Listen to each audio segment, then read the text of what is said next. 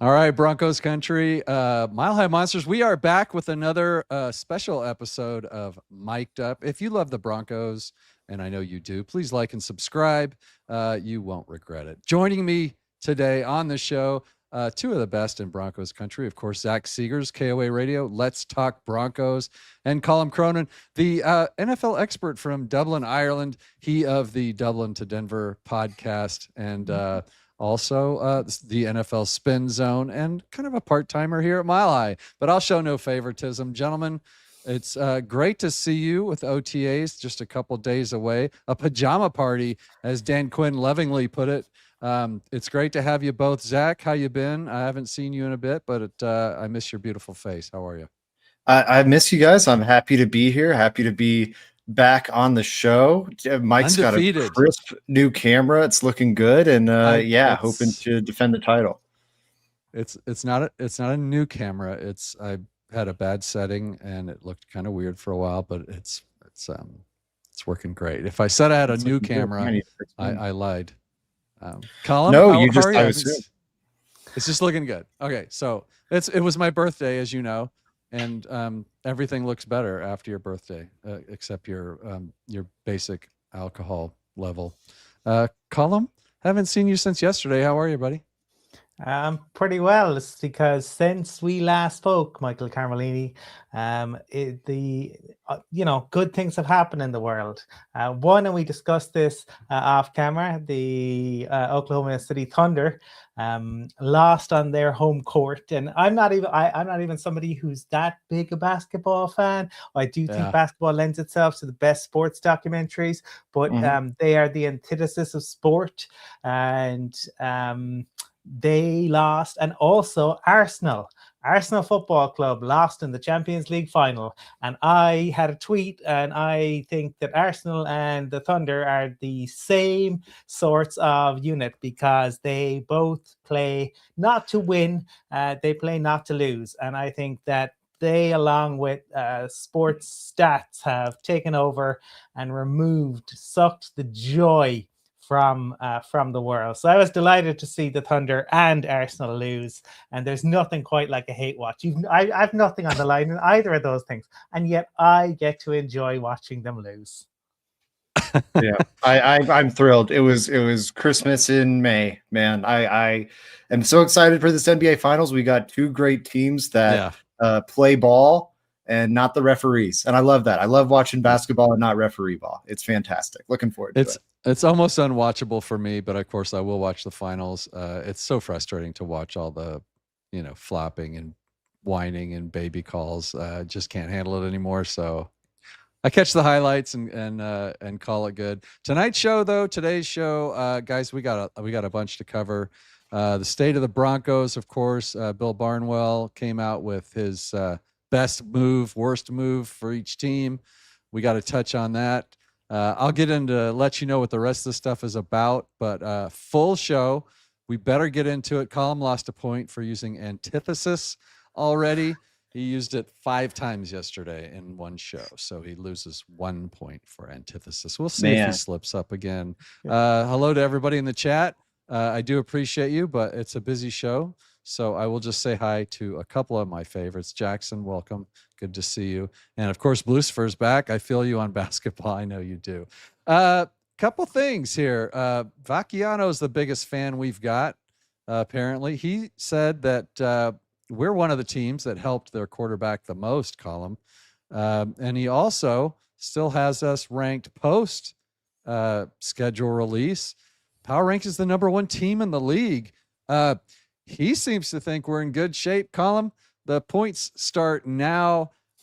Give us your state of the Broncos. Are you as high on the Broncos as Vacchiano is, or are you, you know the game, so careful what you say. Let's just say but you're setting him up for failure. Yeah, he knows that I'm not going to play to the game, because I'm not SGA. I'm going to give it honestly. I'm not going to flop. I'm not going to take the dive. We'll see. I'll be the judge of that. I'm very high on the Broncos. I'm not that. I would have, to me, I think I would argue that the NFC deserves the 1 and 2 slots. I think the Broncos deserve to be top of the AFC, given the shenanigans in New England, the distraction that has gone on there over the course of the off season. I know you might not know about it because ESPN certainly don't want to talk about it. The Pat McAfee, he a big brave Pat McAfee doesn't want to talk about it, but I think ultimately the Seattle Seahawks are the champs. You gotta beat the champs to demote them. I feel right. It's a bit like boxing until such time as they are dethroned. I think they deserve to be up there. The reason I debate on whether they should be number one is I think I really like what the Rams have done in the off season, and so right now, as we sit here today, I would have them 1, 2, and I'd have the Broncos at 3. I'd have the Broncos sitting atop the AFC, but not yet. I want to see us. And hey, the good news is we're going to get to test ourselves against that NFC West. We're going to get a real opportunity to see this Broncos team, in year 3 with Bo Nix really show what they can do. All right, I'll give you a couple points out of pity just because you started so weak. Zach, state of the Broncos in your mind. OTAs 2 days away. New coaches, some new players we're going to talk about soon. But how are you feeling? How should we be feeling? Yeah, I feel pretty good. I don't have any big issues with those lists. I would agree with Colum that, I think the Super Bowl champion Seahawks probably deserve the nod over the Broncos right now. I think the Rams also, for just their continuity and how loaded that team is, probably deserve the nod over the Broncos right now. But I think, in general, the league's wide open. The Rams are kind of a fragile build right now. They don't have a lot of depth at receiver. They've got 2 guys, both of whom have injury issues, one because of age, one because of play style. They don't have a lot of depth on their offensive line, which is protecting a quarterback that is also at a fairly fragile point in his career. And the Seahawks, for as good as they are, lost a lot of talent, and we know how hard it is to go back-to-back in that very competitive NFC. On the AFC, I think it's much the same. The Chiefs should bounce back this year. I think a lot of people are projecting bounce backs for, the Bills, the Ravens, these perennial AFC powers. But, one team's got a quarterback coming from an ACL tear. The other 2 have brand new head coaches they're trying to break in. It's not typical you see a brand new head coach win the Super Bowl. It's happened before, but I can't honestly remember the last time it happened. It's fairly rare. So I think if you are the Broncos, it's time to, push pedal to the metal, slam that gas pedal down, and try and win a championship. You have the field as wide open as it's likely to be for a long time. You're not paying Bo Nix. You've got a really great roster. You've got depth at a lot of positions too now with, selections of guys like Cage Casey, Jonah Coleman on the offensive line. There are still some problem areas here or there, but you're well insulated from injuries at edge or corner or offensive line or now even receiver in ways they weren't in the past. And that sets you up fairly well for a championship run. We just got to make sure Bo Nix's ankle is okay. All right, I'll give you another point. That's really good. I'm not going to lie. He's undefeated on the show for a reason, folks. It's a thing. But I'm rooting for you, Colum, today. I'm rooting for you. I know how to get the rough calls, Colum. What can I say? he takes the. I'm so predictable. I feel like Jokic and in a game against the Thunder right now. No, I will say I'm being fully honest. Like I am anxious about Bo's ankle, and I think things are pretty wide open. They are. I guess the question I have is before we get into the rest of this, Colum, I'll go to you first. Did we do enough, or is there still a move out there that you might be hoping for or expecting from the Broncos here before the season starts? Yeah, I mean, I do think there are areas that that we definitely need to make moves on, and I think the pieces that like jump out to me are around that on the defensive line, I think. And I know you and I discussed this a little bit yesterday, Mike, but I think that is a piece where there's a leadership piece, I think, and I think Cam Jordan could be a really nice addition in that area. I just think the leadership piece in general, it's Bo's team, right? And I think you have Pat Surtain has shown the leadership there. I'd love to see us have somebody really vocal, I suppose, on the line. Perhaps I think Zach Allen is phenomenal. Truly, he is absolutely top of his game, and great to see him get the deal. I just either somebody really vocal or a little bit like a wild card like Talib, but not just because it would make the off season more entertaining. We missed the days when one of our players shot themselves in the leg allegedly outside of we miss those days. Those Talib, we would not have Super Bowl 50 without Aqib Talib. Simple as that. Breaker of chains. Well, Vaughn could get you Von Miller would be a vocal leader. Now what do you say to that? Von Miller would be a vocal cheerleader. You just a vocal cheerleader. Oh, all right, Zach, straighten us out. I forgot what the question was at this point. I'm so confused. Any pieces? Any more moves you'd like to see? There's always, you can always improve a team, like you said, Zach. We're in a Super Bowl window. These don't come along all the time. That's why they're so rare to win them. I guess where are you looking if anywhere, the depth is there, but there's got to be a couple pieces that you're still thinking, man, maybe we should go all in and just go get another guy. Yeah, so it's a mixed answer here. Do I think they should have done more this offseason? Yeah, I think there are moves they left on the table. Those moves aren't really on the table anymore. I don't like it. Could you get a Cam Jordan? Yes, absolutely. I think you kind of drafted Tyler Onyadam to fill that role. I'm personally not that worried about like the leadership front on that defensive line, because Jonathan Cooper is an incredibly vocal leader. Malcolm Roach might be the most vocal leader on that defense. I think those guys, DJ Jones is a very vocal presence up front. I think that I feel good about that room, even with the departure of JFM. Maybe it takes a slight step back.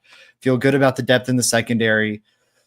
Linebacker, I think, that's a position group we're going to find out a lot about early on. Red Murdoch is an underrated, very important swing piece for this season. Let me actually see. Maybe there's some decent free agent linebackers out there. Somebody was still talking about Bobby Wagner the other day. Is he 50?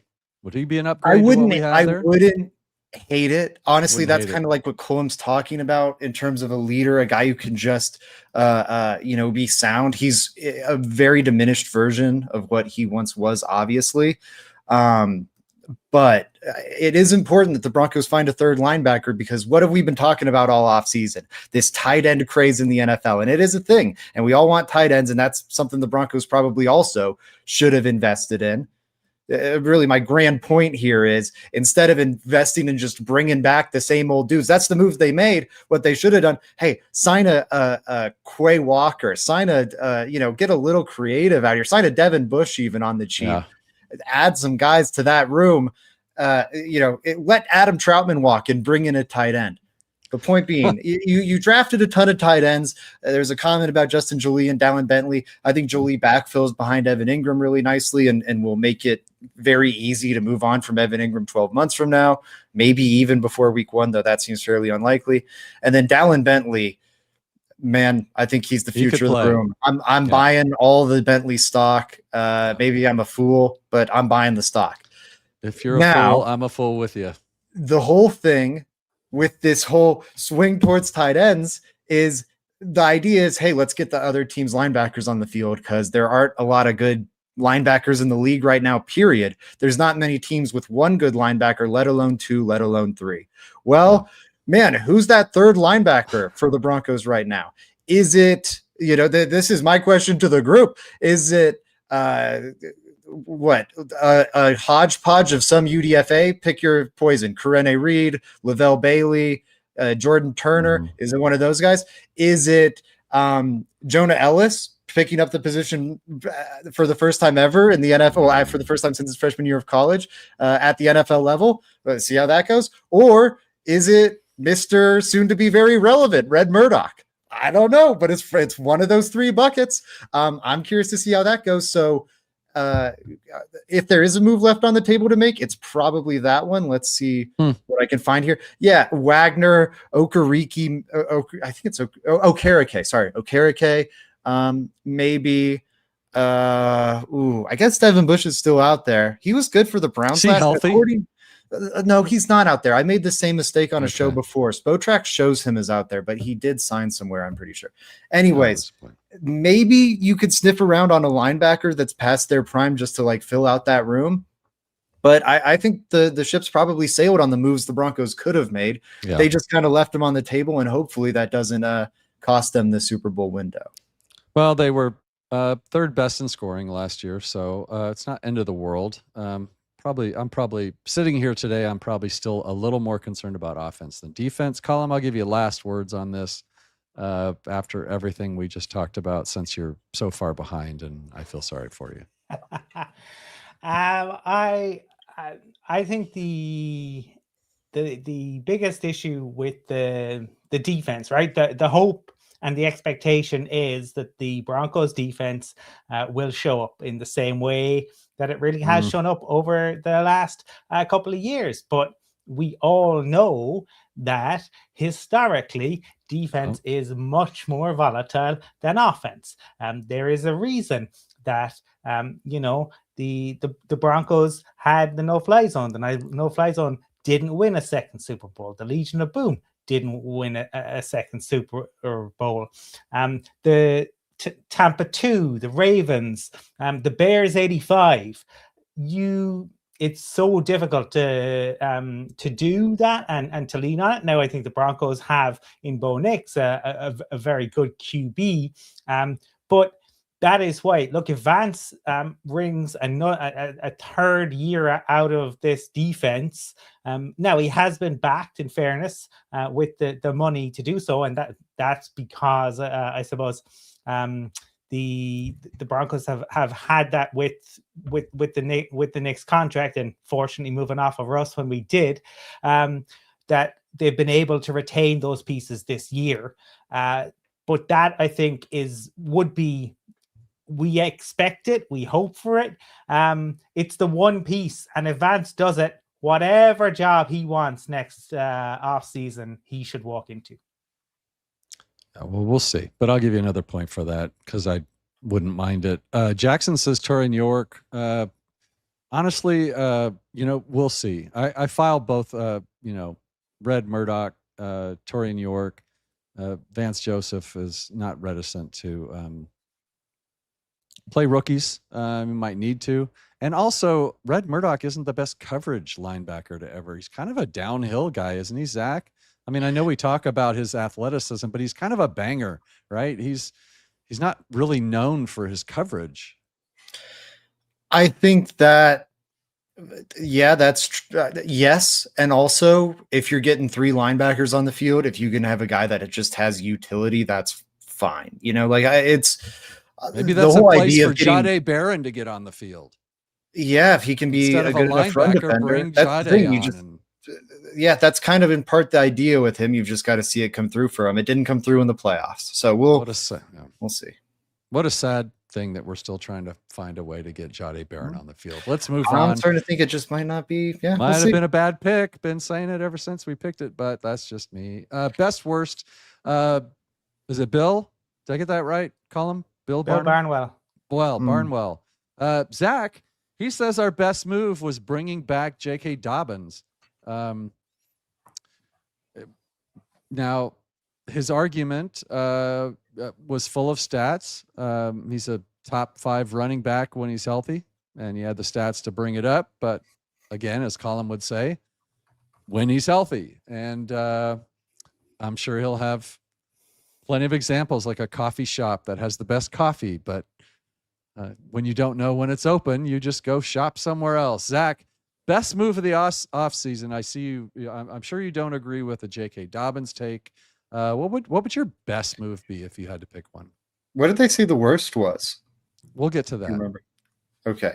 I think, yeah, that's surprising to me. I think the J.K. Dobbins signing is a fine signing. It was a fine move. He signed for more than anyone was anticipating before free agency. I don't think it's a terrible contract by any means, but it's also not a bargain. Isn't it like $8 million or something for a year, or a 2 year, $16 million? Yeah, it's like 2 like for 16 up to 2 for 20, but in actuality, they can get out of it after 1. But still, like, I was projecting pre-free agency probably like 1 for 5, and no one was going, whoa, you're way low on this or anything. Yeah. Again, I'm not like beating up the move by any means, but that is something that comes to mind when we're labeling it like, oh my God, this is the signing of the season. He's also a player where the injury concerns are real. He plays the running back position and has more, mileage on him than ever. We'll see how that looks this season. I think it's also important to note we didn't see him at the end of last season. We have not seen him since this foot injury. Maybe he is the exact same guy after it, but again, that is projection. I think it's a fine signing. I'm a fan of it. But it's not the signing of the offseason or the move of the offseason for the Broncos. The best move the Broncos made this offseason was trading a first-round pick that could not have gotten them a comparable receiver. If you look at the NFL draft, it's happened now. We can say that definitively. Denzel Boston is not bringing to this offense what Jalen Waddle does. And I guess I just spoiled the surprise, but bringing in Jalen Waddle, man, that is the play. You are stretching the field. You are bringing in the dynamism this team sorely needed. The thing this team was most lacking in was like offensive juice, offensive explosiveness, another great pass catcher to help out Courtland Sutton, or maybe even take the torch from Sutton as the number 1 in this attack. And the problem was, how the hell do you find it? Do you trade for A.J. Brown? Again, the draft probably isn't going to yield that. What do you do? And the Broncos came up with a very creative solution with Jalen Waddle, and they haven't even had to give him a new contract ahead of time. That's probably coming after this season. I'd be surprised if it doesn't, but they've learned from the Russell Wilson thing. They've protected themselves. If things are an utter disaster this year, it's, hey, you burned a first-round pick and that sucks. That happens sometimes. See Jahdae Barrett. So, you can live with it. I am a huge fan of the Jalen Waddle trade. It materially changes this team. It was at a good price. If the Broncos win the Super Bowl this year, we're not sitting here on February 15th or 16th going, hey guys, you know what won the Broncos the Super Bowl this year? Bringing J.K. Dobbins back. No, we're going, you know what won the Broncos the Super Bowl this year? You don't know that. Injecting Jalen Waddle into the attack. I don't, but I'll say one is far more likely than the other. All right. Balance of probability. I will give you that. I did give you max points for that. This is, I have never wanted Colum to win anything so bad in my life. And yet I'm starting to remember how Zach knows not just football, but he knows how to play the game. Colum, as soon as he said Jalen Waddle, I saw you smile because you knew that was my favorite pick. And I know that Zach doesn't know that. He doesn't have time in his life to investigate what yapping I've been doing on air. What's your favorite pick? The best move for the Broncos in this offseason, Colum? Make it good. Right. Well, I really like the don't get me wrong. I really like the Jalen Waddle pickup. Okay. I do think that is a fantastic piece of business. especially for the price, as Zach has outlined. However, the problem here is what the Broncos have done to themselves in bringing back Dobbins and in last season, right? And Zach says, and I agree, I don't think anyone is saying that Waddle, like giving up a first for Waddle is bad business, is silly. If anyone is, they're wrong on that. But what I will point to is that the biggest issue, right, for the Broncos last year was there was no run game when Dobbins went down. That's right. No run game at all. So it wouldn't have mattered had you had Megatron and Jerry Rice, because everybody knew what was happening. You couldn't run the football. And Sean Payton can step up to the microphone and he can pretend that RJ Harvey is it. And he can have Mike Liss go and try and spin that for him. But it ain't happening, buddy. He's not Just say RB1. Coleman. Just say Coleman and be done with it. The defense ain't buying it. Everybody knew what you were going to do, and only Bo Nix putting the team on his back, which in turn broke his ankle, was the difference. So the Broncos decided to go back and do that again, right? And the reality is, JK can tell you, he can promise you, as he has done this house, and I hope he's right. But guess what? He promised us he was going to be back for the AFC Championship game. He said that. He not once, not twice. We heard it from him. Was he back? Was he out there? No. So you decided to bring him back. So the biggest move of the offseason was actually bringing in somebody who will end up taking snaps, because JK is going to go down. And you're going back and forth so fast. So that I don't care. That's I know you reality. don't care. Because guess what? If the defense knows what's coming at them every single time, you're in real trouble. And you have a quarterback who is coming off a broken ankle and planned, scheduled second surgery. Oh yeah, everybody knew about that. You are so negative. A run game, right? I'm delighted to see Coleman come in. Coleman. I didn't know you were talking about Coleman. I thought you were talking about everything else. That is a fantastic pickup. That is the key piece of business this offseason, because the kid can run, and the kid is a bit of a bulldozer, and we desperately needed something, right? So that when it is 3rd and 3, you aren't having to come up with a pass play because you can't run the goddamn football, right? The only options that we had were a pass or a screen, and the defense knew it. They were like, don't worry about it. You can't move the ball more than 2 yards on the ground. Don't have to worry about that. So the key piece, given that we had missed out, and by all accounts, if one reads the tea leaves, it sounds like they thought that perhaps Travis Etienne, or whatever he wants to call himself now, was in play. Ultimately, that ended up not being the case. So once you went back to the well with Dobbins, you absolutely had to have an insurance policy. Yeah. The Seahawks had it last year, right? When Charbonnet went down, Kenneth Walker took up the slack. That's ultimately what led to them winning the Super Bowl. And so to me, bringing in the insurance policy for J.K. Dobbins was the key piece of business that the Broncos did this offseason. Go ahead, Zach. So, Colum, I think one of the reasons, because I remember we did a post-draft reaction show, I think, on this very channel. I remember one of the reasons, and I was a big fan of the Coleman pick too. I'll just get that out of the way. But I remember one of the reasons you were such a big fan of the Coleman pick was you thought this draft class as a whole was fairly weak, right? Yep. Yeah. And I'll say a general consensus was that of this draft class, one of the weakest positions in the class was probably running back. Running back and quarterback were widely considered the two weakest positions in this draft class. And Jonah Coleman goes in the 4th round of this draft class. Trevion Henderson, who was another ballyhooed prospect who Broncos country fell in love with in a more talented draft class, in a loaded running back class, one of the best running back classes we've seen in the last decade, goes top 40 and can't get on the field for the Patriots in the playoffs because they go, we cannot trust this guy. We cannot trust this guy in pass protection. We cannot trust this guy to run through the right lane. He ain't ready. And he was a better prospect than Jonah Coleman. And I love Jonah Coleman. I'm not saying that that's what he's going to be, but I am saying we don't know.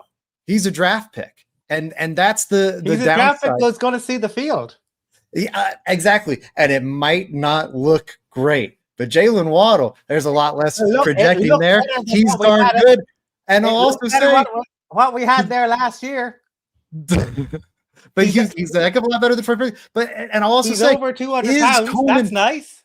Is Coleman better than what they had last year? Because last year, if you go from week 11 on, I just pulled this up really quick. Week 11 through the end of the playoffs, they ranked 11th in rushing success rate. The EPA was terrible. They lost all explosive ability, but down to down, they actually weren't that bad. It just felt so bad because they were never getting 6 yards, but they were pretty comfortably getting 4 yards of carry, staying ahead of the sticks, staying on schedule. RJ Harvey, what was the book on this guy coming out of college? He's a boomer bust runner. He can't keep you on schedule, but man, the explosiveness is there. We've all seen the speed. We've all seen the juice. If that explosiveness comes through, he's now proven that he can stay on schedule behind this offensive line. You might not need Jonah Coleman. Jalen Waddle's the one you need. That's my retort. Well, Jalen Waddle's the right answer, but I'm higher on Coleman. Look, it's a fun debate show because there's objective ansers. That's not expected, but it's like, we get both here. I mean, that Zach can say that what he wants. Like we're averaging. Look at RJ Harvey's averages. Look at his averages it's bad, and the film's not good either. But I think it's not bad. It's horrific. It's disgusting. But this also goes to show. This goes to show that the run game, as we've been saying around the NFL for about a decade now, the run game is more heavily impacted by the offensive line than the running back. And the Broncos have a damn good offensive line. Offensive line. We still couldn't move the football. But they could, 11th in success rate. Without Dobbins. Against Houston, 2.5. Against the Raiders, 2.3. Against the Chiefs, 2.7. Against Washington, 2.7. Oh, he got up to 4.4 the second time we played the Raiders. Then against Green Bay, 3.4. Then against Jacksonville, he finally does it because he broke off one of those big runs. He got 7.1. Played the Chiefs again, 3.1. 3.1 against the Chiefs varsity team, against their under 12s. That was insane. They put nobody out there, and he averaged 3.1. Last game of the season against the Chargers, 1.9. 1.9, not even 2 yards. Guy couldn't get us 2 yards. No, not having it. Did you take your meds today? Because you probably should have. Look, we never know, okay? But the move was the perfect move because J.K. Dobbins is exactly what we think he is. He's a great running back when he's healthy, but we can't depend on him. It's not the perfect move, though. Having a backup for J.K. Dobbins is a perfect move. It's not the best move. It was insurance policy. It had to happen. So if we throw a jersey on my grandma and call her the replacement for J.K. Dobbins, that's cool. This is still a 4th round running back in a weak running back draft. It's not the perfect prescription here. Your grandma, it's leech letting. It's leech letting. It might work, but perfect prescription. It's not. Jalen Waddle. We should not have drafted anyone, is what you're saying. She goes, no, I'm not saying that. Right? I'm saying it's a good answer. The idea that it was the perfect answer is what's crazy. We're talking about a 4th round running back. It is not the perfect answer to the problem. Here's a perfect, like trading a first for Derrick Henry would have been a perfect answer to the problem. Well, we want to go like Waddle was the right answer, but you just couldn't shut up about Coleman. So both of you are, what? This is ridiculous. This is everybody goes back to 12. We're just putting the thumb on the scale as far as we can. Right down to 12. We stay at the RJ Harvey number. Ridiculous. A bunch of crybabies on this show tonight. What's up, Cornbread? Good to see you here. Everybody in the chat. Not sure from that movie. Hello, I love that. I would have If we'd done that, you know what? I would have actually been okay. Even at his age, I would have been okay with Derek, just to break the mold. Because Zach said, Zach, your grandma, is she over 6 foot? Is she over 5'10"? No? Great. She's Sean's type. Land of the Hobbits. That's what we had in the backfield last year. Was it Lord of the Hobbits Fellowship and of No Rings? Yeah, the Fellowship of No Rings. Because that's what you end up when you have the Hobbits in the backfield. All right. Worst move, according to Barnwell, was not replacing John Franklin Meyer appropriately, depending on Yadam, Savion Jones, Wazarike. He says that was our worst move. Colum, I'll go to you since you're grumpy pants today. What's the worst move for the Broncos this year? Was it not addressing that situation, or is it something else they didn't do or did do that you didn't like? And if you talk about J.K. Dobbins again, tight end. I know. It's over. We've talked about that. It's getting 1,300 yards. You know my feelings on that. I do. No, it's the tight end room, which was brutal. They drafted two players. They drafted two tight ends. Oh, fantastic! We had drafted one the year before you guys too. Hate draft picks. Who'd barely seen an NFL field, and suddenly he's the darling. What does that say? You talking about Caleb Lohner? Said last year's it was darling? The second one. Yeah. That tight end room is horrific. It's brutal, and we decided to bring it back. I've talked about Evan Ingram basically behaving like a teenager, like a stroppy 14-year-old at the end of the season. Foot up against the locker, head down, boo-hoo. The system wasn't good enough. The system wasn't good enough. I didn't get to show what I could do. Shut up. You're a grown man. You're a 31-year-old man. Like, what are you talking about? Your QB had, like, we were pulling guys from the stands to play in the playoffs. Where were you? What were you doing, Evan? The QB had to put everything on his back, and you're behaving like this. There are guys who are getting cut who know they're going, and they're not behaving like a petulant child like he was. Troutman, again, another guy who Sean's guy talks a big game in the media, yet to see it on the field, Adam. So I have real issues. I spoke when we did this exact show last year. I said we should have nuked the running back room from space. If you remember me saying that on this exact show with Zach and with you, done that. I would advocate doing the exact same thing to the tight end room. Well, I like that. I gave you quite a few points. That's a dangerous move with Sean Payton's offense. Some knowledge of the system probably helps a little bit, but I feel you. We'll see. They addressed it. Evan Ingram's better than you think. Zach, what do you say? Worst move? Not filling in for JFM or something else? I don't think it's the not filling in for JFM, because this team's got really good defensive line depth already. Yes, Savion Jones and Onyadam are TBD, but Wazarike really came into his own last year, is a really impressive element on that defensive line. And then you still got a really great top four of Allen, DJ Jones, and Malcolm Roach, or top three, that is. So I'm not so worried about that. You can only invest so much into every position group, and they've already poured a ton into that defensive line group. I don't think you need to do more there. Tight end is a big problem for me. It's less of an issue personally, just because I think you can wiggle out of it a little easier. Ingram's going to be gone after this year, and I can at least talk myself into the idea that, okay, if Davis Webb gets him on some more mobile routes instead of these static routes, where you can catch the ball and he's still on a roll, he can be more impactful. I can't really do that for where I think is the most problematic room, linebacker. I talked about how you might need a third guy to step up just as is, because you're going to be in base defense more, and you're going to have to get a third linebacker out there.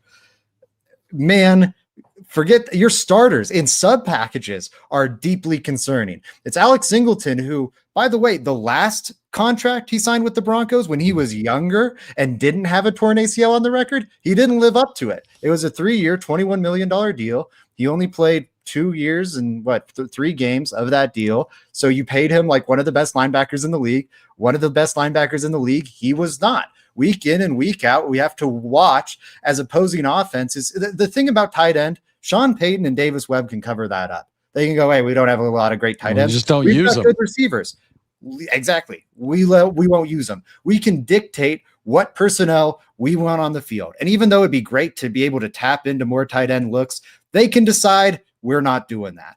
On defense, the offense is dictating to you. They can decide, hey, put those linebackers out on the field, and we're going to go at them. We're going to go at it. Like week 2, why did they lose to the Colts? Yes, there was some annoying official calls. Those calls wouldn't have mattered if they had a average starting linebacker out there who didn't get picked on by Tyler Warren and whoever else the Colts wanted to throw at him all game long. Every game the Broncos lose, do a highlight reel of all the games the Broncos lost last year and watch how Alex Singleton gets picked on non-stop for including the playoffs.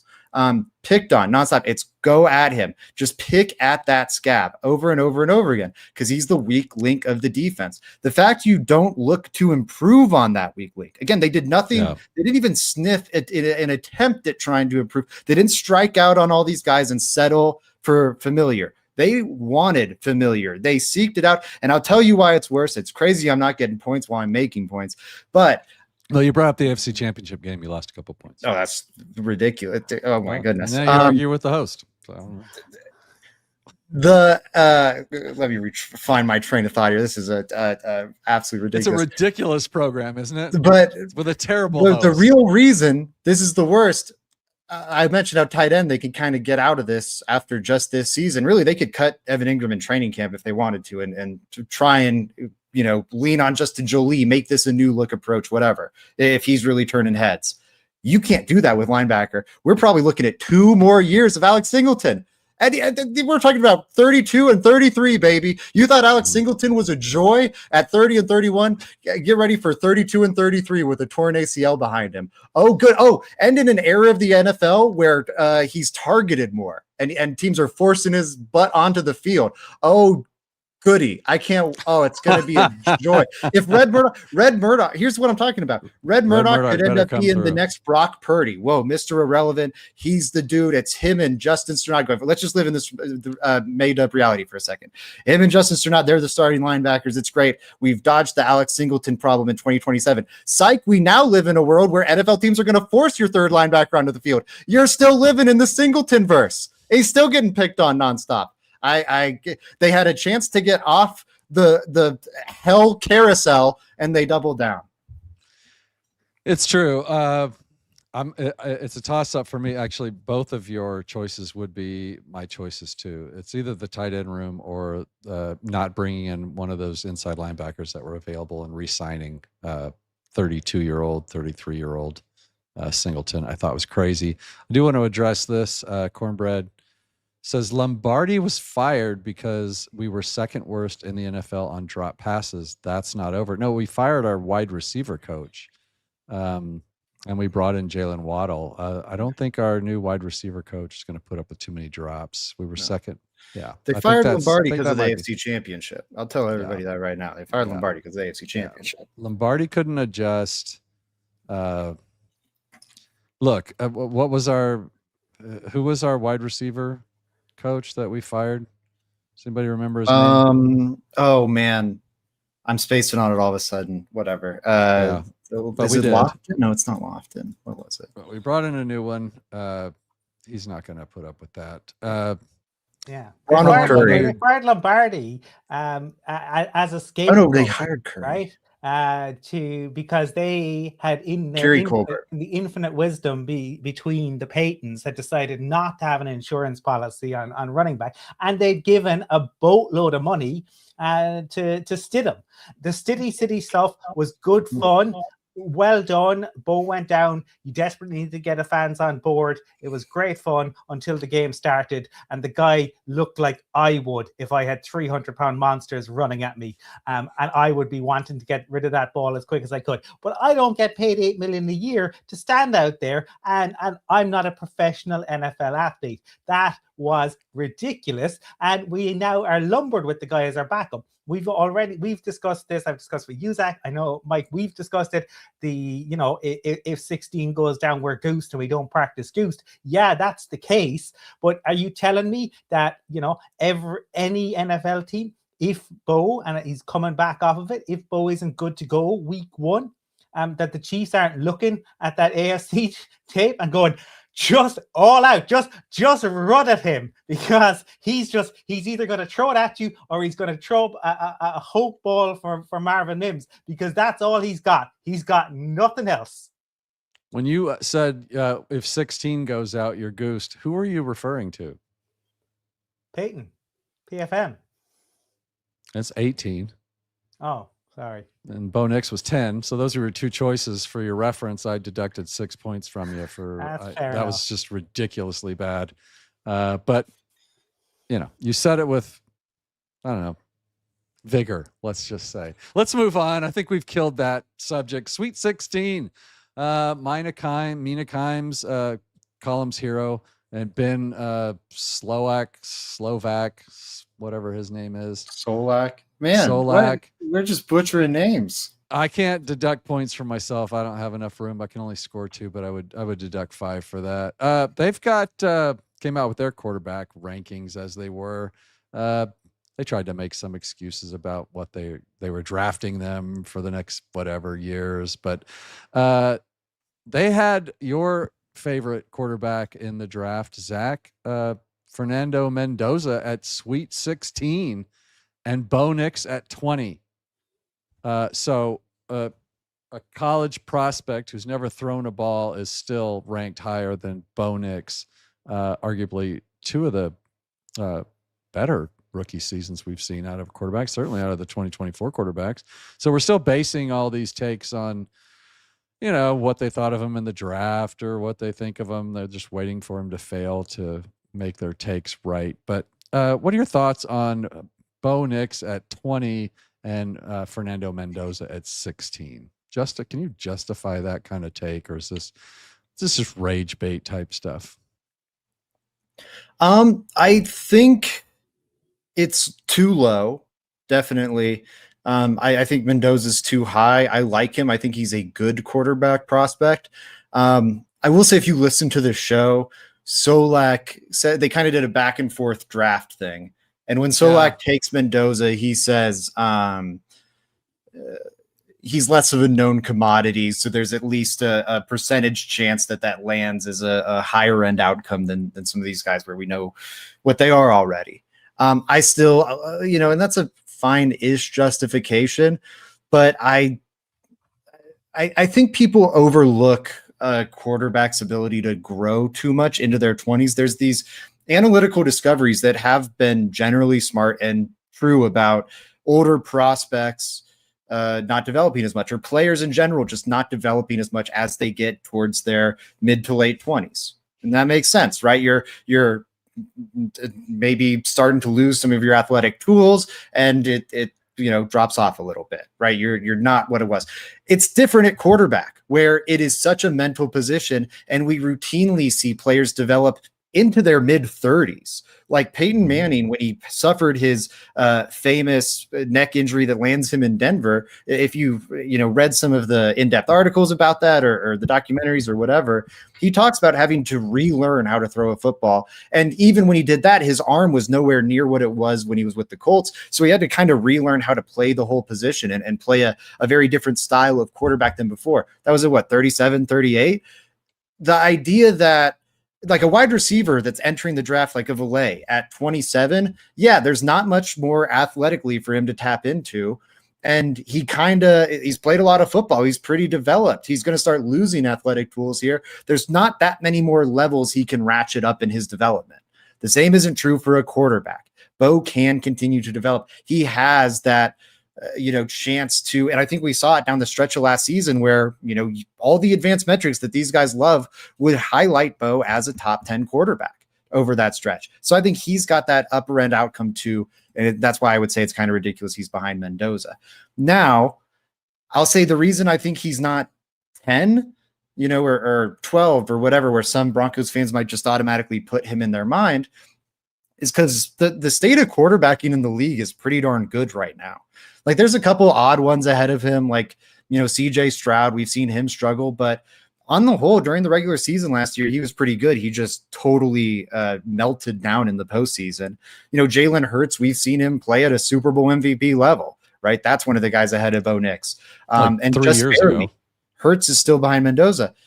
Yeah, and that's fair, and he's got limitations. Bo Nix, let's get into this. He's played 2 seasons. His first season, over the first third, he was a bottom 5 quarterback. Any way you want to slice it, if we just want to be honest. Last year, for the first half of the season, 10 games, he was a bottom 5 to 10 quarterback. Any way you want to slice it. Any numbers you want to look at, right? And it wasn't, the offense is being mean to him, Sean's being a bad man. No, there's open receivers and Bo can't throw the ball accurately to them because his footwork is all over the place. So that's a lot of the sample size right now. That's 5/12 of Bo Nix's body of work, where he's playing like one of the worst quarterbacks in the league. And 7/12 is him looking like a top 10 guy, but that doesn't negate what the other almost half of the picture is. We still need to see him enter a season with hit the season running, going, not looking like a mess for the first month or 2 of the year.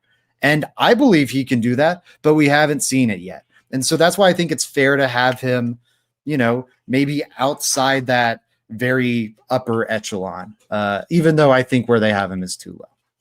I think I can look at it that way. I can also look at it like a Justin Herbert, Drake May, where you have 2 quarterbacks who love to look great all season and then can't do anything in clutch time or the playoffs, which Bo tends to play pretty well in his limited version. So there's hope.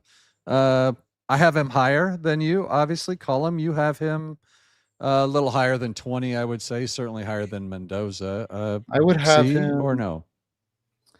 For me, the Mendoza is the craziest part of this completely, right? Because the guy hasn't taken an NFL snap, so putting him in there, and this is where it got really frustrating, because on the one hand they kept trying to say this was an NFL, it was a draft piece, but then when Kimes tweeted it, she called it QB rankings. So which one is it, Mina? What I would say ESPN is probably mandating some SEO management there. But I think I'd say the mouse has a voice. Yeah, and I would agree with you in many respects, Zach. But this is and I like Mina in a lot of ways, but this is the second year in a row. I mean, she's Stephen Ruiz on the year prior, and they had Geno Smith at 8.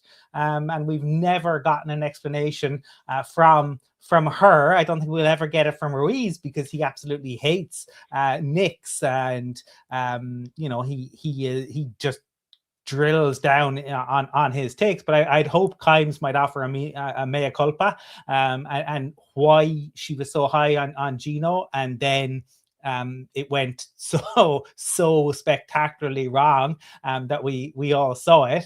And I know they tried to blame the OC and they tried to blame everything else, but Geno was terrible last year.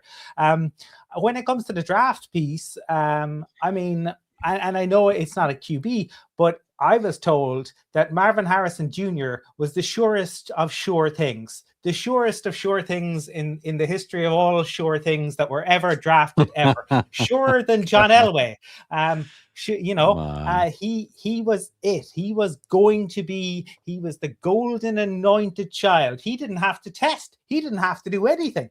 I mean, this was like, what would you give up to go get Marvin Harrison? Well, to say it has not been spectacular for a kid who with such immense talent when he has entered the league. Now, some people might point to the fact that he's gone to a joke franchise like the Arizona Cardinals, but I would point to the fact that Mendoza is going to a joke franchise such as the Las Vegas Raiders. So, that's pretty comparable there. I think we are, look, it is the Stephen A-ification of sports media, where people don't, you don't have to believe what you're saying. You put it out there, and you hope that, you know, it generates enough interest and rage that people are discussing it and they forget what you said. Because you know, as you and I have discussed, Mike, Mina had Bill Barnwell on, right? And they took in the lead up to that Bills game, and they talked about how the Bills were such a difficult defense for Bo Nix, and he was on the biggest stage, and he didn't have a supporting cast, and the Bills were ran such great disguised defense, and Bo Nix really struggled with that. And what was he going to do? And Bo went out, and he beat the brakes off the Bills. He did what he could have done with traffic cones at wide receiver, and with nobody in the backfield. So, they refused to give him any credit for that. So no matter what the kid does, and I agree with Zach's point. I think the biggest thing that we need to see from Bo is the consistency, right? Sure. I think we see games, particularly early on, where, you know, his completion rate is dangerously in the 50s and the low, you know, and as I had games in the 40s. You need to be hitting the high 60s into the 70s consistently. And I think if Bo can take that jump, my goodness, that then. But look, these rankings were crazy. I mean, they had Matthew Stafford at 11th. Like, what more does Stafford next 3 years? Well, because he's barely holding on. What's he going to do? Is he going to be playing in 2 years, let alone 3? No one thinks he's playing 3 years from now. I think few people think he's playing in 2 years. So if you're projecting out the next 3 years, and 2 of those years are NAs, that's going to weigh you down a good bit. Would you take, if somebody offered you a shot at a Super Bowl ring right now, and you don't know what the next 2 years look like? I don't know what my roster is. They weren't drafting it for the specific rosters. If you have a league average roster, having a quarterback for only 1 year is doing you nothing. They don't call them rankings. It's a Peyton. That's what they are. They're rankings for the next 3 years. They had their own individual rankings, and they went back and forth, and that's one way to come up with a rankings of 32. Now, it's not perfect and scientific. They both have their different rankings, and they can reach. It's yes, it's a draft, but yes, you're ultimately ranking 32. It's a thought experiment. I think, yeah, if you're projecting out 3 years, and you can frame rankings however we want. Are we framing them for a single game right now? Are we ranking based on what they did last year? Are we ranking based on this coming year, what we think are they going to look like? Are we ranking in context, out of context, etc.? This was out of context for the next 3 years. So you don't know what's a league average roster right now? What, like I'm trying to think, just like totally middle of the road. The Colts. Actually, the Colts probably have a good roster outside the quarterback. The quarterback's the thing holding them down. Green Bay Packers. Green Bay's got an above average roster. They're like top 10 in Super Bowl odds. I'm trying to think of something. I don't know. I don't think Matthew Stafford is a better option than you wouldn't take a 1 year Super Bowl and then 2 years. Give me 3 years of Mahomes. Give me 3 years of Josh Allen. Give me 3 years of Lamar Jackson. Give me 3 years of Burrow. 3 years of Meg. 3 years of Herbert. 3 years of Dak Prescott. 3 years of Caleb Williams. 3 years of Jordan Love. 3 years of Jaden Daniels. I'd maybe quibble with the Jaden Daniels one because of injury. Yeah, that's the only one I have issue with. Only one. If we want to say you should have been 10 instead of 11, okay. But what are like? Come on. I mean, you're talking about projected. No one knows what it looks like. Is Sean Payton Broncos head coach in 3 years' time? Well, it doesn't matter as part of the exercise. You take 3 years of Kyler Murray before you take Bo Nix? No, but that wasn't the question. Well, he's listed ahead of him here. So the question wasn't all those you just listed either. Well, yeah, I said I would have Bo Nix higher. I would have Bo about 15. I'd have Bo about 15. Fair. I listed about the 5 guys I would probably move behind Bo. Mendoza, I'd move behind him. Hurts, I think, is kind of figured out and the athleticism's waning. I'd probably do that. I'd do, Murray, Darnold. So those 4 that are immediately ahead of him. I'd put Bo like right with Purdy right now. I could go either way there. Purdy's a little more proven, and is probably a little ahead of Bo. Maybe Bo can pass him. Maybe he can't. Mac Jones looked pretty much just I'd like have him ahead of came in for him. I'd have him ahead of Stroud for sure. Nice. For 3 years, like Stafford, I'd have in a similar bucket with Purdy and Bo. Stafford, I think, is a far superior option, but it's 1 year as opposed to 3. And then Jaden Daniels, I'd have in a similar bucket where he's proven more, but I'm really unsure about his projection, out there. So I think he's in a tier of about those guys around, 15, 14 or so. Geno Smith at 28. That should make you happy, Colum. And then Baker Mayfield at 21, right behind Bo. I'm a little higher on Mayfield than other people, though. I'd have Ward higher. Yeah. Cam Ward could go higher. Let's move on. This is going to be we're going to zoom in on the longest mic'd up of all time, and I'm here for it. 5 wide, guys. We have all the same receivers back. Add 1. Jalen Waddle. A lot of talk about trading away Mims or getting something for him now. Column Super Bowl window. We keep all 5 of these guys, unless it's just some crazy good offer. Or what are your thoughts on that? Should we try and get some value out of one of these guys?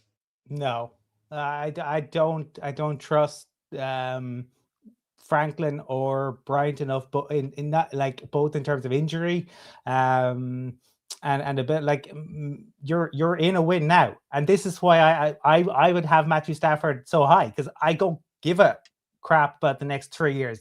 You have 1 year in the NFL, right, where you go out because it's so brutal. It is so brutal, and you no idea how guys are going to come back, and why would you give it up for a future pick? Like there's you look who we were throwing to in the playoffs, and that is, I think, having that is such a key piece. I don't subscribe. I know that plenty of Dolphins fans, and hey, they were right about Juwan James, but I think the piece about Jalen Waddle, being injury prone, doesn't hold up. But I do think that if you want to make a deep run, which the Broncos intend to do, and you look at that schedule, and there's plenty of travel, there's plenty of physical teams that we're going to play. I would not be giving up any of our guys in the wide receiver room, because I think it is so important to have them, because inevitably you're going to get those injuries. Yeah. Zach Segars, let's talk Broncos. Yeah, Sean Payton doesn't deploy his receivers. Actually, a lot of coaches are this way, but in general, Sean Payton's not deploying his receivers like you do in Madden, where it's like, okay, who are the top 3, and number 4 and 5, you're not seeing the field. Like, he deploys these guys for their specific roles and their specific plays and their specific alignments, and like it's very specific and tactical. And so, yes, you might be the number 5 receiver, but there are still going to be a bundle of plays where you are our favorite option for this role on this concept at this point in the field. Red zone, this route, we love this player. So that's where we use them. And you might not see the field a lot, but you'll see it in those moments. So you can get utility out of that 5th receiver slot. Now, before the draft, I was a proponent of trading that guy. I thought it'd probably be a Troy Franklin, just because I think, hey, you could probably get a 3rd round pick. That 3rd round pick can maybe be used at a position, maybe to get a guy like a Jonah Coleman, to get a whoever, someone who is going to help you more than that niche 5th receiver role. Well, now we're past the draft, and player for player trades are fairly rare. I'm not anticipating one of those. A 2027 draft pick is not helping you win a Super Bowl this year. And to Colum's point, the Broncos need to be all in. They need to, not only because things are wide open in the AFC and NFC, like I kind of opened the show with, but because if things go well, you're out Davis Webb. There's also a very good chance you're out Vance Joseph, right? And there's also a chance you're out Sean Payton. Maybe he retires. right? With this, his aging, handing off play calling, there's at least some signs of that. Also, it makes sense to kind of just play it out with these guys, go all in, and then let them walk, get a comp pick, because the cap space is pretty tight next year. It makes sense to just let them walk. You're going to get a probably 3rd or 4th round pick, just knowing how much receivers make. You're going to get a good pick in return anyways for just letting them walk. Why are you hurrying up now to get that same future pick? I guess it would be a year earlier, but we're still talking about a future pick that's not going to help you on the field today. You need to be chasing a championship. I agree. Nobody goes. We keep them all. No more Michael Bandy, little Jordan Humphrey in the playoffs. Let's get all 5 of our guys through the season. Watching J.K. Dobbins rush for 1,350 yards. Colum, Zach, I'll go to you. We don't need to talk about the NFC anymore. We'll see them in the Super Bowl. Can you justify putting the Broncos as the AFC favorites this year? Yeah, I think it's very easy to. I'm very puzzled why they aren't. If you look at Vegas, they're closer to like 12th or so. They're outside the top 10, which is really, really odd to me for a team that was, a quarterback injury away from playing in the Super Bowl last year. And the Seahawks would have been favored in that game, understandably so, but the Broncos were incredibly close to making it back to the Super Bowl, and they're running it back. And normally I think that's an underwhelming argument in favor of a team. We see teams kind of fall back to the pack, and normally everyone else is improving around you, so you better be improving yourself. However, I think continuity is a strong case in the Broncos' favor this time, because look at their opponents in the AFC. The Bills are having to break in a new head coach, as are the Ravens. Those are 2 of their biggest challengers. The Chiefs lost a lot of talent.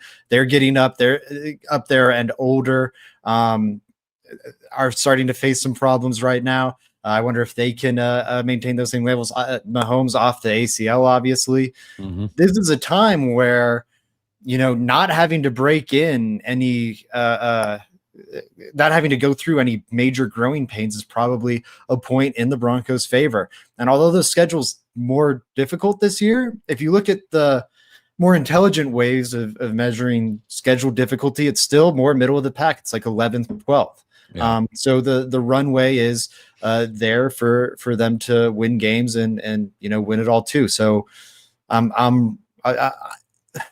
I am struggling with it myself, because I kind of think the Broncos would be like my pick for the Super Bowl, but I don't like to at least appear in it. But I don't know if I'm going to jinx them or not. So that's what I'm grappling with. I think you can very easily defend the idea of the Broncos. I'll give you a point for not jinxing them. I think it's also, before I go to you, Colum, I think for me it's that decade of playing so poorly that it's hard to make it real. And, are they that good? Like, was it just a dream kind of thing? Like, they should be favored.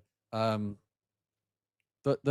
tough schedule and kind of the way some of those wins took place last year might not be as replicable. So I understand some doubts, but there's doubts all across the league. Like you said, there's new coaches, new positions, everybody's got warts, Colum, except your wife, who's just absolutely gorgeous. But I would ask you, AFC West or AFC favorites, what are your thoughts on that? Yeah, it's tough to. I mean, Zach has outlined the reasons why. I think the only ones I could see from right, if you're bringing. Look, anyone can make a case on anything, but if you're being honest about it, like, I can see why maybe the bookies like the Bills, right? Because they look at it, and I think you can make an argument that Sean McDermott held that team back in the way that John Fox held the Broncos back. So I can see why. Good reference. A bookie and people might feel that they are looking at a new era there, and that Josh Allen, will have more freedom, and he'll have the ability to, there won't be that innate conservatism that sees you play prevent with 13 seconds left. So I get that piece. The Ravens I'm a lot more skeptical about, just because I think that is not a team where they've been knocking on the door.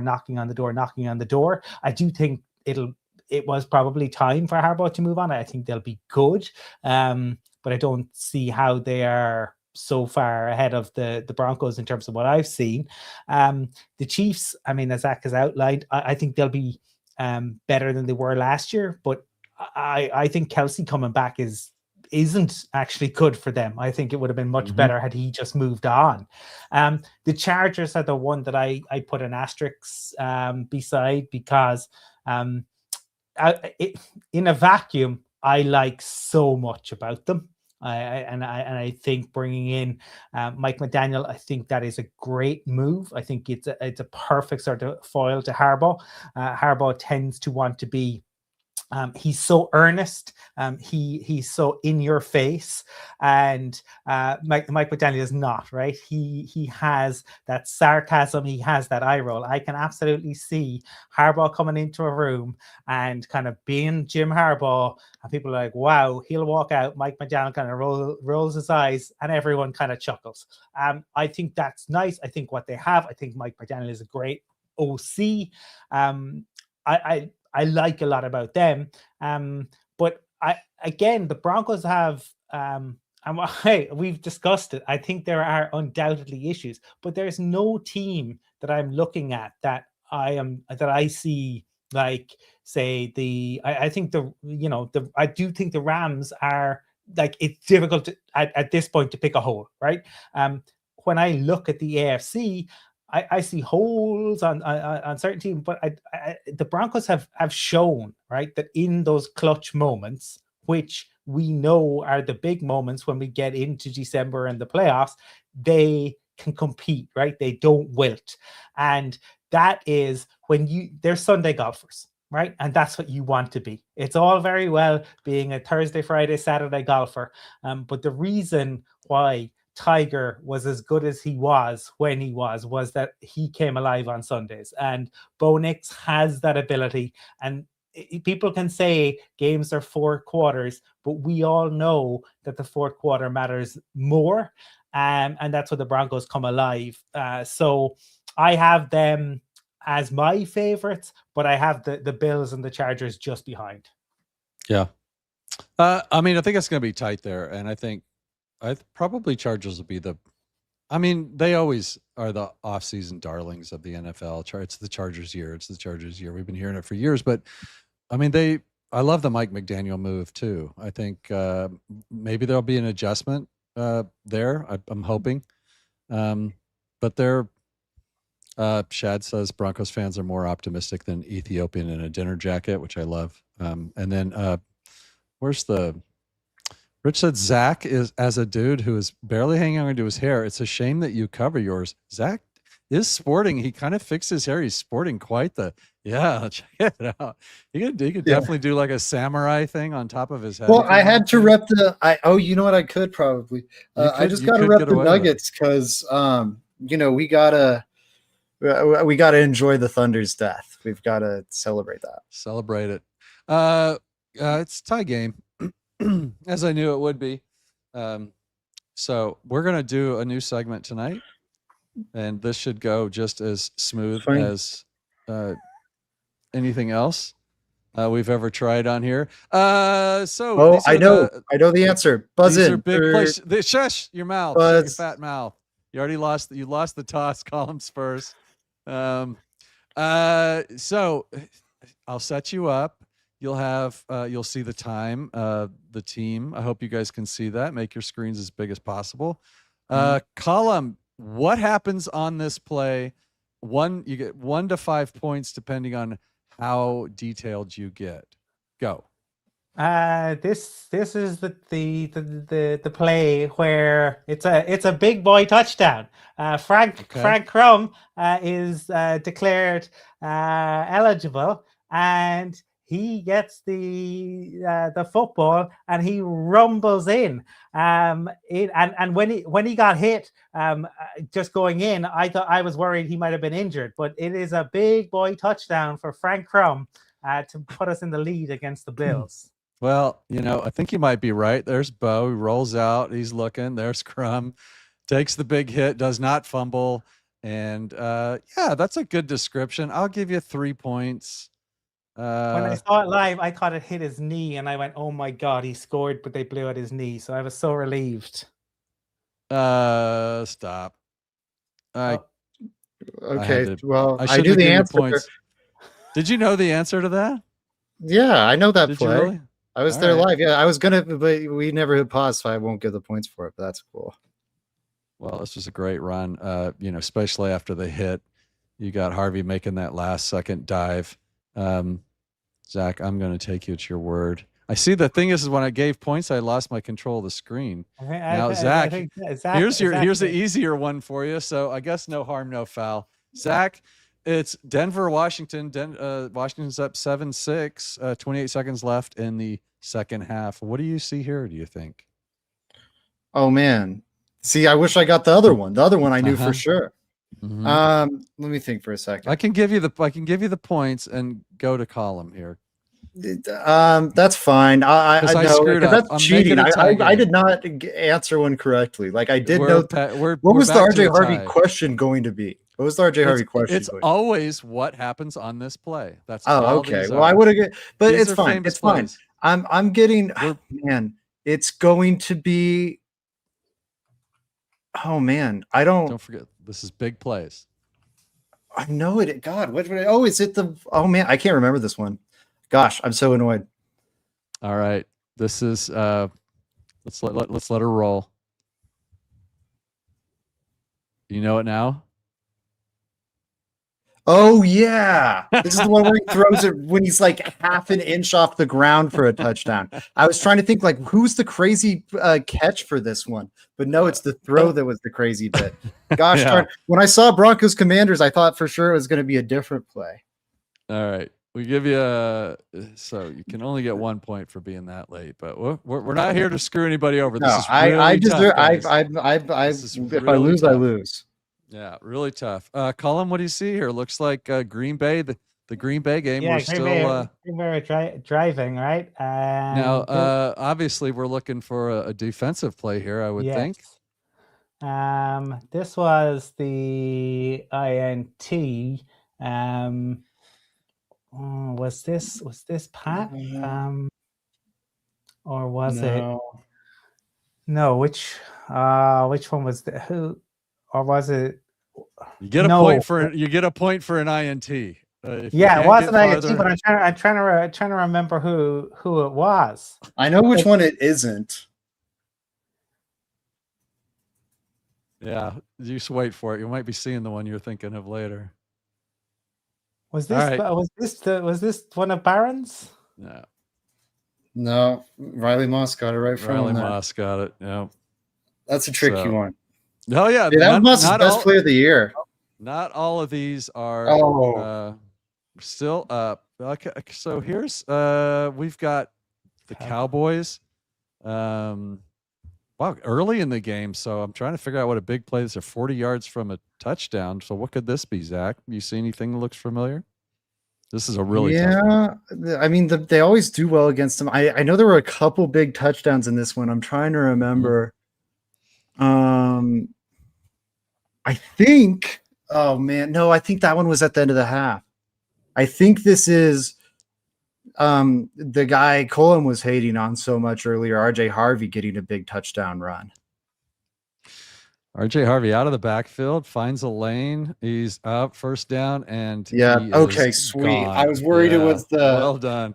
I was worried it was the different one. All right, okay. RJ is absolutely fine as an option. He's great. He's the explosive play out of the backfield. That's all fine. He just can't be your bell cow. Also, man, aren't those uniforms just so much better? Yes. Yeah. Why do we not just switch? I don't understand it.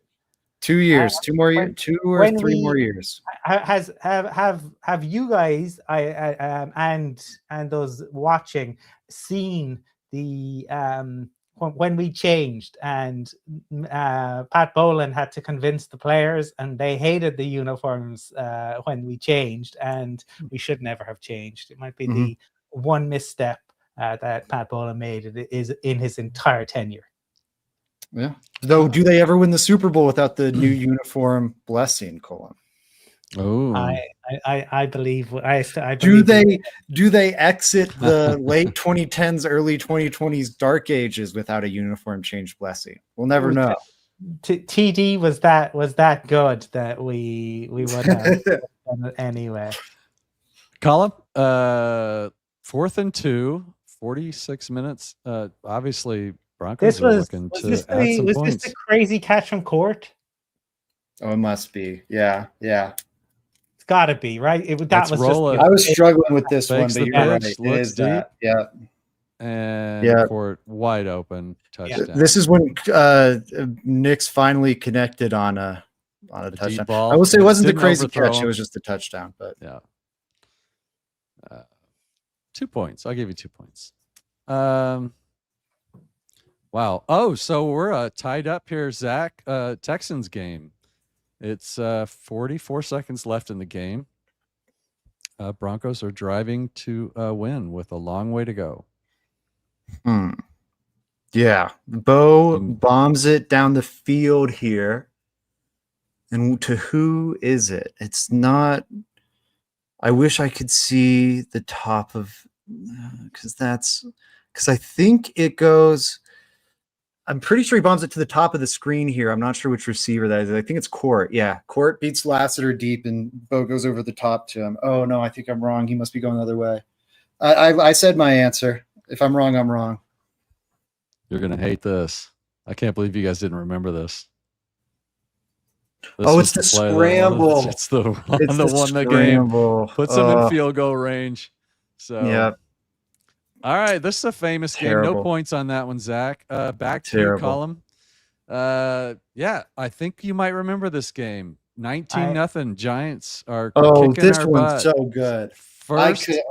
I'd get 10 points on this one. For detail. Just go solo.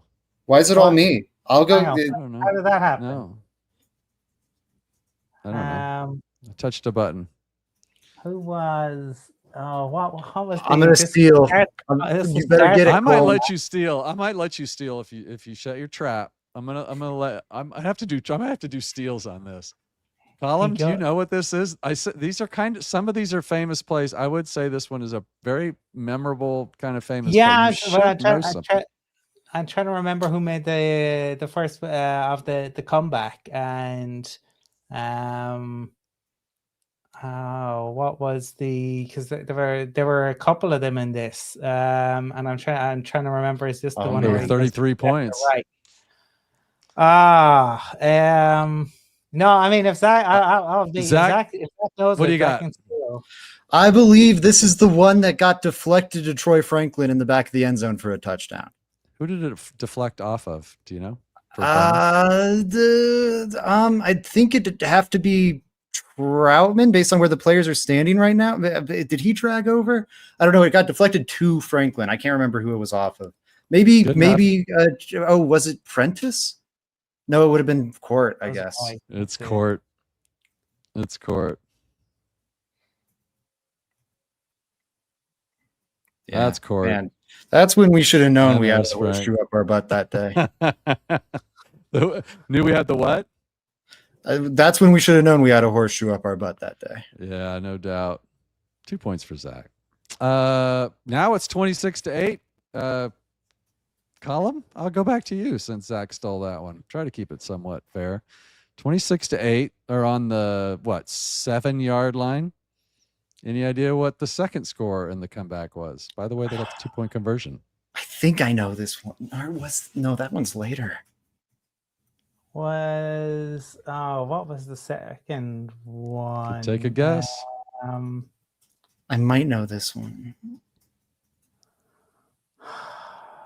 game was such. Is this a good bit, or should I just? I think it's good. this You need a timer on us, though. I know. I've got an internal timer. 5. No, I'm 4, not. 3. You don't lose points for guessing. 2, Oh. 1. Nothing. Couldn't even come up with a pass it road. What do you got, Zach? What do you think? I think this is the one to RJ Harvey. Oh, you're both wrong. Oh, is this the Bo Scramble? Yeah, this is the end around. Right pylon. Oh, no, this is the design. Okay, so I was confused because I was like, the Bo run was for, I guess I may be giving Colum some points. Yeah. But yeah, it's a different one. He had 2 rushing touchdowns. That's what threw me off. He did. Now. Oh, I know Zach, it. I know Zach, this is you, Zach. Justin Cernat interception. Justin Cernat interception. The best linebacker currently on the Broncos gets an interception here. He sure does. Throws it right to him. That's when I was like, "Oh my God, they're doing this!" I remember. I was right over there in my living room, and I was jumping around. Yeah, we were changing the titles for our post-game show back and forth over the last few minutes. Was this the one that you didn't get your title changed for before we went live?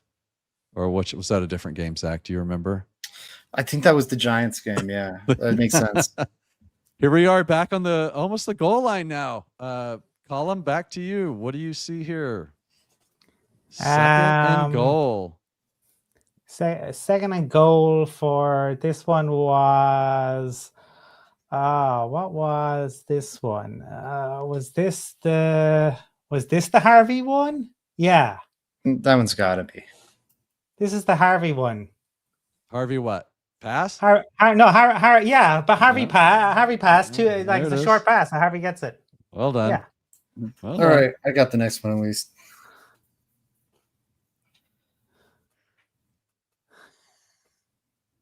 There you go. Oh no, I thought it was already playing. Wait, I know it. It's to Bryant. Oh my God, I'm so glad you paused it in time because this was the one I was worried about. I was going to mix up on the last Broncos Cowboys clip. It's Pat Bryant dunks on him, touchdown, and he there's a good celebration. He's like, yeah, love it. My salute. That's what it was. Well done. Full points. This is kind of abstract. Another one I was there for. You were there for that one. Colin, back to you. Now this is Raiders. No, this one in the Harvey Jaguars one. Sorry, chat. I see you over there, but I'm obviously a little busy with this fun bit. So if it's obviously when you see defense, it's going to be a strip sack or an interception, right? So yeah, I'm trying to remember what one this was against the Raiders. What, a third quarter? It's a big one. It's a big interception. Was this? Well, I'm trying to remember. Who outside of was this? Am I going nuts? Did Hufanga have an interception in this game? It's not Hufanga. You got needs one of you guys know. I can't believe you don't remember this play. Tip. Big man interception. Oh yeah, Dondre Tillman's second or first. Watch Singleton waving him over. Come on over, and then just plants this guy right here. Great play, good. Great run. Yeah, that was on there for a reason. That was a beautiful use of slow motion there. No points. Back to you, Zach. What do we got? 10-10. 29 seconds left in the half of the conference championships or divisional. I can't remember how they work against the Bills to get to the AFC championship game. What do you got? Gosh, I think this is the one to Mims on that left sideline where he barely gets the toes in, but I'm afraid that might be the second half now. But I said my answer. This is second quarter, 29 seconds left, 10-10. That's you're going with Mims? Well, I'll say Sutton. All right. Well, no, Mims. I'm gonna go Mims. I'd hate myself if I was wrong on it. It wasn't. No, this was the surprising one. This was the touchdown. This was Sean's favorite. This was to Little Jordan, right? Little Jordan. Oh, he's right. This was the Redeemer. This is the one that redeemed himself from the dropped touchdown. No, that Colum deserves that. I didn't have that. Yeah, he got that. Yeah. Sean Payton absolutely loved that. All right, he stole that one. I loved it too. Here. Okay, this is the. This is back to you, Zach. Colum just went up by 2 points. Hell yeah! This is the strip sack from Josh Allen, and then gosh, I think. Oh man, Benito strips it. Singleton falls on it. No, Benito strips it. Benito strips it or falls on it. Is Cooper who falls on it? I want to say Tillman, but I don't see him out there. No, you'll be surprised. Do you not know who falls on it? I know. It's driving me crazy. Yeah, Benito forces it. You did. Man, I think the person that falls on it is going to surprise you. It will. If I remember right. Yeah, no, I do. I remember this one. Is it? Oh, is it Barron? I remember it because it was such a. I only remember because I went back and I watched this over and over and over because I was like, what does he do with the ball? Do you know? No, I don't remember. I definitely got to get points for the strip sack. You got 2 points. You got 2 points. I'm not taking. It's Key. Key is the one who falls on it. It's Devon Key. That's right. Oh, the moment you said it. Because he was in for Locke that game. Or no, because Locke got the interception. Oh, I forget. I don't even know why he was out there. Yeah. Well done. Colum, I will give you a point for that. 1 point game. Well, yeah, but Zach deserves the. He got his points. No.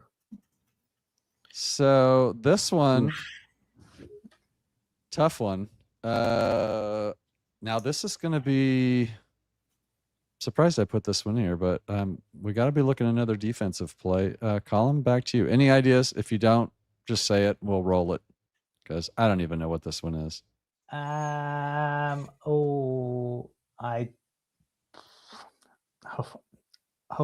forced fumble. Jaquan interception. Tip, boom, Jaquan to the house. That's why it's in there. Zach, I'm going to give you a point. Oh, he deserves that. Yeah. Yeah. When you take it to the house, I was wondering why I put that in there, but yeah, that was pick 6. Okay. Whose turn is it here? Colum, since Zach just got the point. Oh, what? Oh, no, it would be Zach's turn. It is Zach. It is Zach's turn. 2-point attempt. Gee, I wonder what happens here. The Benito tips it, game wins. This was probably the Jaquan's the best player of the year because it won him a playoff game, but this is second best in my book. This was so sick. Such a hard play, wins the game, and they lose otherwise because the play's wide open. Oh yeah, it's wide open. And I had people arguing that there were people there to make the tackle, and I told them they were absolutely nobody was going to stop him. But yeah, that's too close for comfort. So it's almost like Benito's a player, man. He's a dude. That moment, it felt like was, and it was because that was actually in play, like that mattered. But it did remind me a different sort of play. But right at the end, we beat the Steelers in 18 when we were awful, and Shelby Harris got his hand up right at the end to block. Yeah, right. That's right. End. Yeah, that was wow. The chat's like trying to give away all these. You know what? Screw you guys. I'm gonna hide you. Okay. I have the screen on big. I can't even see because I'm desperately trying to see what's actually happening. Same. I've gone big. I can't even see the chat. All right. So bring it on to Zach. That's true. I'm big screen too. All right. Whose turn is it? Zach's up by 2 points. I'm assuming it's Colum's turn. I think it is. Yeah, no, it is Colum's turn. It definitely is because I just did the Benito one. And I know that Zach knows exactly what happens on this play. Yeah, I do. So you better get it, Colum. I believe in you. Colum, you better remember this one. Colum, you know it, man. I did. This is Pat. This is about Pat INT. Here we go. Well done. Well done, you. Yeah, I went. There's your all-pro. Good. There's your all-pro. Love it. It's already down. I hate that they run these back. Just waiting for injuries. It's like, no, don't do that. All right. We got a tie ball game. This game is just can't get a tiebreaker here. What do we got here? I think Zach should have a pretty good shot at this one. It's 7-3. So I know he had the 5 turnovers. I'm trying to remember. This isn't the crazy interception Locke makes. It's obviously not the end of the half one. It's not the start of the half one. And it's not the Jaquan McMillan one at the end of the game. So it has to be the other one. Now, I think that's an interception. Mm-hmm. I think it is, gosh, who gets the interception? It's an interception made by, no way Jaquan got 2 this game. It's got to be, who got the other interception this game? I got to say, somebody back here, I think, maybe. It's got to be. All right, we're going. That's you get a point. Surtain. I'll say Surtain. It's not. It's the big hit. It's the big hit fumble. Oh, it's the hit on Singleton. No. Oh, I knew it. I was like, it's got to be because yes, they had 6 turnovers. Allen had 5. Forgot about that one. Yeah, that's a tough one. That was a little tricky. I was being a little trickster. Still tie ball game. Colum, this one goes to you. We're back to the Green Bay game. Green Bay still winning. End of the third quarter. Something big is going to happen here. What do you see? Was this the one to Franklin? I thought. Gonna go with that touchdown pass to Franklin. Is that what we're going with? Yeah, I think so. I think this was the big one to Franklin, but maybe that's what's in my head. Zach, what do you say? Anything? Okay. I think.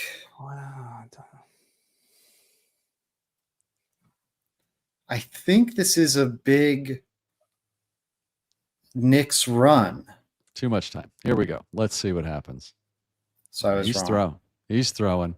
It's Franklin. Yep. Well done, Colum. Yeah, that was a good one. Okay. I thought it was Franklin, but you were making me second guess myself when I got a chance. All right, Colum, it's up by 1 point. Now, this one does not look familiar to me. I'm trying to remember. Oh, maybe I do know what this is. Okay. Zach, this is your turn. I'm pretty sure it's a rollout towards our side, towards the camera, and he throws it to, is it Mims or Little Jordan? I think it's Mims. No, is it Sutton coming across the other side? I think actually it's Sutton coming across from the backside. Final answer. If it's Mims, Colum, what are your thoughts? Do you remember this? No, it's Troutman. Troutman's coming back. Oh man. I'll still say Sutton, but Troutman. I don't know. It's one of those two. Now, it is Troutman. I would have guessed. Yeah. I would have guessed RJ in the back of the end zone, and Bo points to him and clears him. Oh, that's exactly right. It's that one. Yeah. Gosh, man. I've only remembered a few of these, but that one I got. So terrible. No, this is tough, man. Now back to the championship game. Bo. Oh, this is the okay. 1 minute left in the game. It's Colum's turn. Colum Cronin. 1 minute left in the game. We are trying to take the lead here with a minute left in the Buffalo game. What happens here? This is to Court, right? I should. I've got an answer. I've got an answer. I'm gonna have to deduct points for me. Zach, to you. What happens? This is the crazy Mims toe drag left side. You know, the Bo's best throw of the year. You needed this. Ah, yeah. And then he hits his back on the thing. You guys could have cut a couple extra points if you'd have come in with some detail. Oh, I forgot that bit. Some of these are tough because I'm at the radio station, like listening and watching. Oh yeah, this one is. Now, since you stole his, Zach, this I don't know how many of these are left, but this could be. This Well, could be. this one. It's a tie ball game. Do we end it as a tie ball? Should game, we write? We could write it down. We could both write it down on a piece of paper, and then hold it up just to prove. To prove. No, you don't have to write it down. You guys are two of my guys. We both know it, don't we? Do we both know what this is? This is it. This is the play. The play. Yeah. INT that they'll never ever get over. Yeah. That's still it's lovely so crazy to watch. That they're still hung up on it, in my opinion. Like, it is just, if you know the rule, you got to complete the catch. And he didn't. You didn't. I mean, I get it, right? In the moment, I understand but as soon as you watch it back, you're annoyed at your receiver for giving it up. Like, or even the next day when like you can sleep on it, being like, damn, that sucked, that one hurt. But no, like the fact that all summer we're hearing like at Jim Leonard's introductory press conference, they're like, so was it a catch, Jim? It's like, yeah, you know, if you know the rules of football, build up to Christmas, which will be nothing but that. And by the way, I don't want my coaches. I would, if I'm a media member and Jim Leonard, which by the way, he gave the right answer. He was like, it was an interception, but I wouldn't want, obviously Buffalo media is fishing for like no, it was a catch or whatever. I want my coaches to know the rules. Hot take. I want my offensive and defensive coordinator to have a firm grasp on what is and isn't a catch. I want them to get that right, not give me the answer that makes me feel good. And I think players will respect that, actually, because if they feel that you don't have their backs just because which way the wind is blowing, you know. The fans, the chat, look at this, Moss. They knew. Dude. Bo Rush, Paul, really great at that PS2 pick, Shad's throwing shade as always. You call him Shade instead of Shad. Maybe it is Shade. I don't know. I think in my look back on the season, I think I am. I think I have Hufanga actually making some of those, because how many times did the ball go through his hands? No, he's got to get on the judge machine this year, man. All training camp, he better be doing the Caden Davis special. He and the receivers need to be on there. And guys, I know it's lame. I know it's my show. Piss off if you don't like it. Great show. I can't break this tie. That was the last one. I'll take it. I mean, I could jack around and give somebody a win here, but you know what? It was too good of a show. We're an hour and 45 in. Zach's gonna never forgive himself for not winning his first episode. It goes down. I'm still undefeated. That's all I care about. Undefeated, baby. Undefeated. And OKC, you know, it's a great day all around. It is. It's a good day to tie and a great day to watch other teams lose. For Zach Segars, Colum, Cronin, guys, thank you so much for coming in. Thank you to everybody in the chat. Sorry I didn't get a chance to get to you. Descriptions will be, I'll put them in there like I always do, and make sure everybody gets followed. And please like the stream on your way out. Wait, Cornbread, you get to go last. We're going live tonight, by the way. I'll jam that in really quick. Please live do. Tonight at 6. Me and Bree, we're talking about the things about the Broncos we're still worried about. Let's talk Broncos. 6 Mountain. Don't miss it. I'll probably hop in the comments there too. I know I'll see some of you guys in there. So for everybody on the show, thanks again. That was a great episode. We'll talk to you soon. Go Broncos. Go Broncos.